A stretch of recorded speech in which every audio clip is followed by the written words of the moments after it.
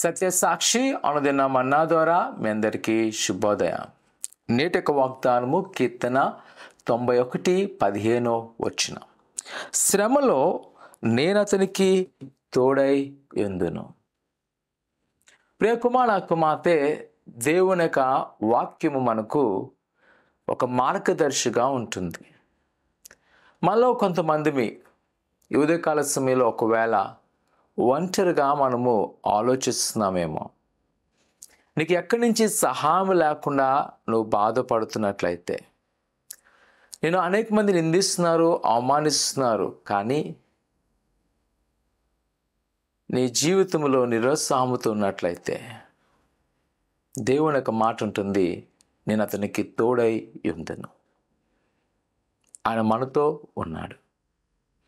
ఒకవేళ మనల్ని ప్రేమించిన వారు ఈరోజు మనల్ని విడిచున్నారేమో, మన కొరకు ఏదో చేస్తామన్న వారు ఈరోజు మనల్ని ఒంటరిగా వదిలేస్తున్నారని దిగులు చెందుతున్నావేమో, భయపడక, ఆందోళన చెందక, ప్రభువైన యేసు నీకు తోడై ఉన్నాడు.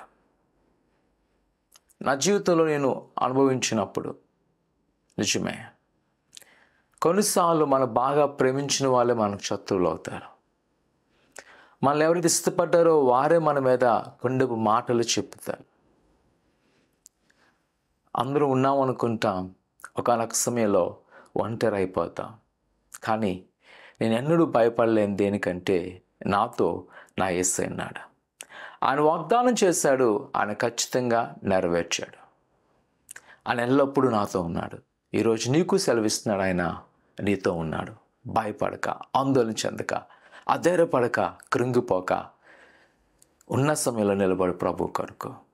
ఆ నీతో ఉన్న ధైర్యంతో కొనసాగించు. ఏ పనైనా దేవుడు సంపూర్ణంగా చేసేవాడు. నాకు విజయించిన దేవుడు ఈరోజు నీకు విజయం ఇస్తాడు. ఈరోజు నువ్వు అపజయంతున్నావేమో, కానీ ప్రభు నిన్ను జయవంతులుగా చేయబోతున్నాడు.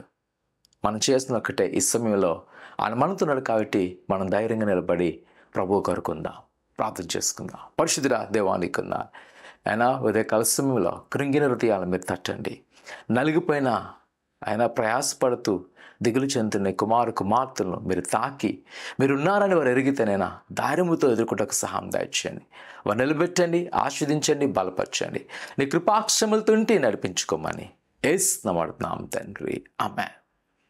నమ్మండి, మీకు ప్రార్థన చేస్తున్నాం. దేవుడు మీతో ఉన్నాడు. నువ్వు ప్రయాణించు, దేవునికి సహాయం చేయను గాక. ఆమేన్.